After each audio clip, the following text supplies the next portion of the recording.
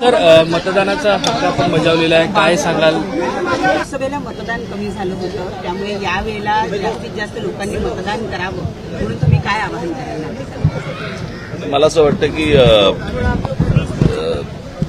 जेवढं मतदान कमी होईल तेवढं त्यांच्या पदरी काय पडेल हे गेल्या 5 वर्षात पाहिलं.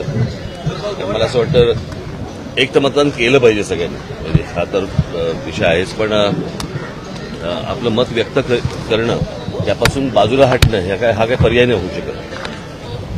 साहेब 48 तासामध्ये अनेक नेत्यांवर हल्ले होताना बघायला मिळतात. महाराष्ट्रात असं कधी झालं नव्हतं मतदानाच्या आधी. पैसे सापडले, हल्ले होताना अनिल देशमुखांवर हल्ला झाला, तुम्हाला आठवत असेल तर माझ्या गुढीपाडव्याच्या सभेमध्ये मी असं म्हटलं होतं तेव्हा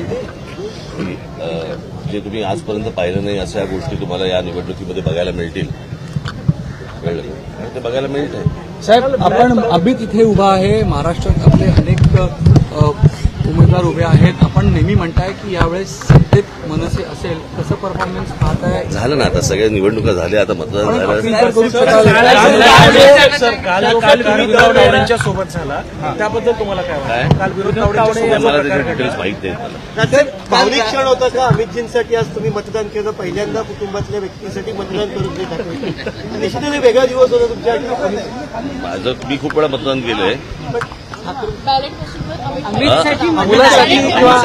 ठाकरेंसाठी मतदान चांगली गोष्ट आहे. तर एक वरळीत मनसेचं पत्र व्हायरल होत आहे, शिंदे तुमच्या शिवसेना नावाचं पाठिंबा पत्र तुमच्या व्हायरल नावाचं होत पत्र आहे, व्हायरल. फेक पत्र असल्याचं कळतंय. मला नाही माहिती. तुम्ही कुठेतरी सकाळून काहीतरी बातम्या काढताना आम्हाला प्रश्न विचारता, माहित नाही मला. चला शुभेच्छा.